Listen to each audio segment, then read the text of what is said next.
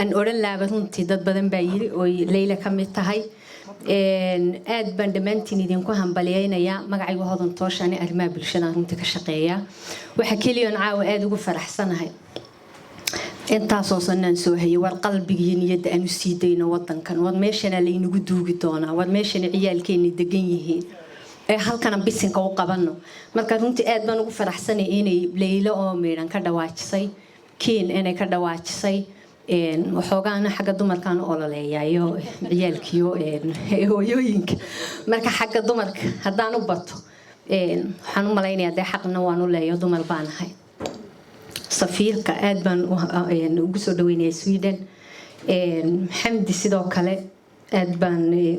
gudoomiyaha cusub ugu soo dhaweynayaa master Cadaani adiga waxa waaba lama tilmaamaan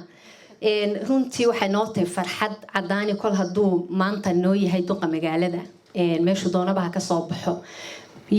cusubnimo way jirtaa diinteena waa laynagu eriyanayaa laakiin waa inaan nagu isa saxnaa to be honest wax badan bay naga qaldan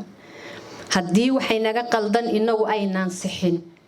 dadka kale xaq bay u leeyihiin markay nacaayayaan ay eriyanayaan aad waxaan ugu hambaliyeynayaa groupkan Stockholm u soo galay runtii ani keenan baa ka dhawaajiyay oo wuxuu dhahay waynu khasaarnay sanado badan baynu soo khasaarnay runtii laakiin sanadka waxaan u maleynayaa waan barwaaqaysanay kol hadaabay 7 qof inoo soo baxeen siba si way dhaantaa runtii khasaarahayna soo gaadhayna runtii waan wadsato marka waxaan u maleynayaa doorashada dambe waxba qaar badan baa caaway soo wici doono isahay jabi doono laakiin ilaahay hadalkaygu ma dhibin no problem waan ogahay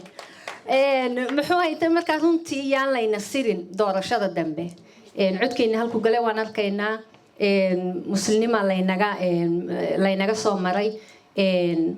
mar labaadna reeyatabood hadday soo saareen Leyla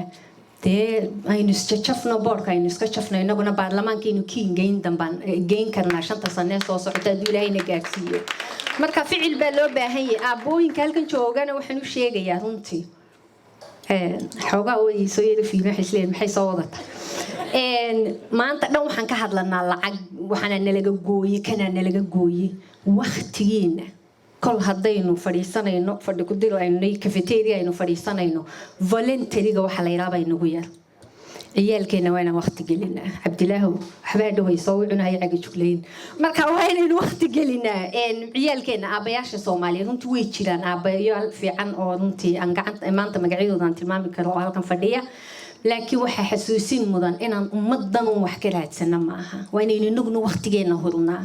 ciyaalkeena waqti gelinaa waqtigu waa lacag waa inaynu isa saxnaa marka odayaashan ama cumaamada anaga noo dhiiba anaga dadkan u talinayna ama deeniyo guriga nagu soo qaraaco ciyaalkan u taliya awalba idinka u talinaya markay niyanaagi iskuulsanayaan kala tagayaanba marka hal idin helo marka kalena